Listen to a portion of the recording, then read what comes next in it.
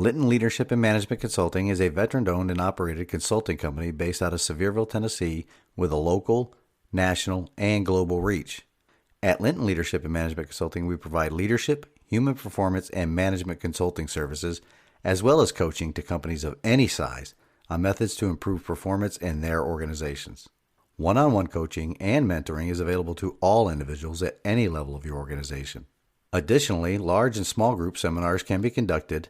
In these seminars, information on leadership tactics and techniques is shared, best practices discussed, and team building exercises are conducted, all of which serve to highlight methods on ways to increase the team's and the individual's performance. You can email the show to get the conversation started on exploring ways that we can work together to improve your team's performance. A significant discount will be offered to any Sevier County, Tennessee businesses.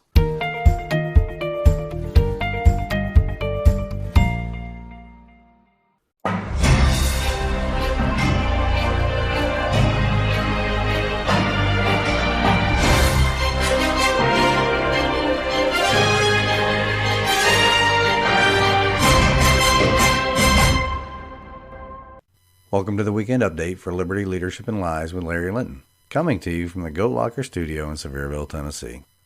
For local news and events, a great group of patriotic Christians hold a weekly biblical worldview meeting every Tuesday at 11 a.m. and 6 p.m. at the Sevierville Christian Center. It is located at 1187 Ernest McMahon Road in Sevierville. As iron sharpens iron, so a friend sharpens a friend. Show up for some great fellowship and some sharpening. If you listened to my last full episode, you heard that my baby girl and the executive producer of the podcast and all things social media, the wonderful and talented Kaylee, got engaged to her longtime boyfriend, now fiance, Eric. Now, Kaylee and Denise have already started working feverishly to plan a wedding. This has been something Denise has been looking forward to since the day Kaylee was born. I'll fill my role in this as well. Let's be honest here, at this point in the process, I'm merely the finance guy, right? But our house is filled with joy right now. I want to thank everybody that emailed the show or commented on social media with their congratulations. They are sincerely appreciated. Also locally, the Constitutional Conservatives will be co-hosting a Right to Life rally on Saturday, 26 June at 10 a.m. here in downtown Sevierville. Dr. Mark Newman, a nationally recognized speaker and author, will be the keynote speaker. I will keep you informed about the event as we get closer. Again, if you've ever asked yourself, what can I do about an out-of-control government, get involved with these groups that I mentioned. It is easier to stand in the arena with courageous men and women beside you, ready to fight the good fight. For state news, I reached out via email to set up a phone call with that state representative that I must have angered with my comments about living up to an oath. Still no response as of yet. His knickers must be twisted still. I'll try again next week. For a small win, the state's education commissioner, Dr. Penny Schwinn, issued a clarification about providing the vaccine to children as young as 12 years of age. She came out and contradicted some big government edict from the state's Commissioner of Health, Dr. Lisa Piercy, that children could get the vaccine under the mature minor doctrine without parental consent. Talk about a huge government overreach there, especially with regards to an experimental, emergency use only vaccine. Dr. Piercy took the mature minor doctrine and completely twisted it to her own ends. Anyway, the Education Commissioner put out guidance the other day after some patriots in the state legislature forced her hand on the issue. Senator Janice Bowling to the rescue again, safeguarding our constitutional rights and protecting our children. The guidance put out states that a school must receive written parental consents before administering medical care, regardless of the age of the student.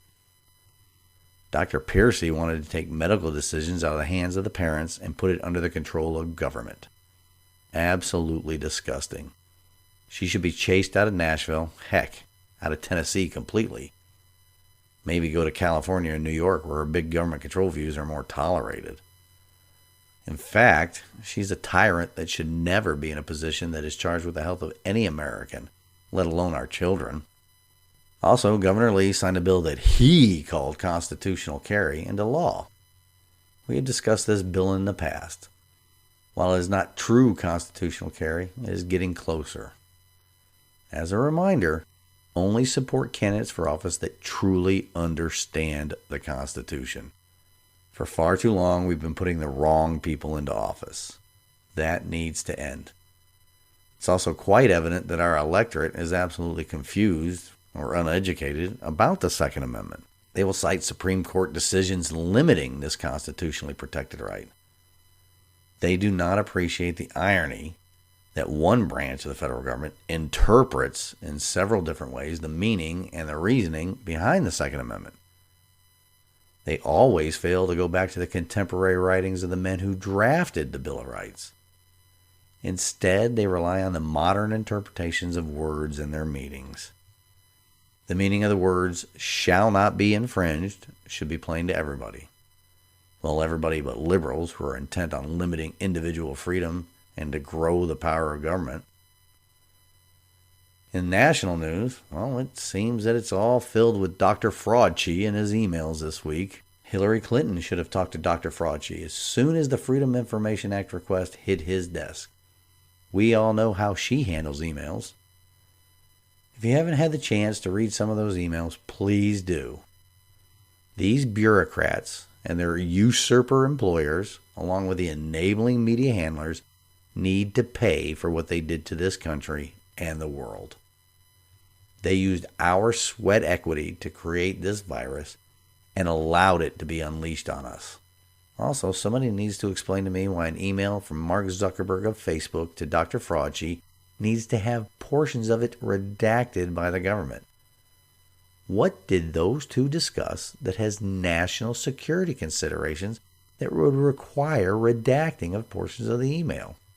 Remember, Zuckerberg ponied up a lot of money for mail-in balloting during the last election cycle. I'm somewhat glad to hear that delegations from Pennsylvania and Georgia are traveling to Arizona to observe the audit going on there. Some good lessons to be learned in order to conduct their own audits. Time will tell, but the election fraud conspiracy might be on par with a pandemic conspiracy.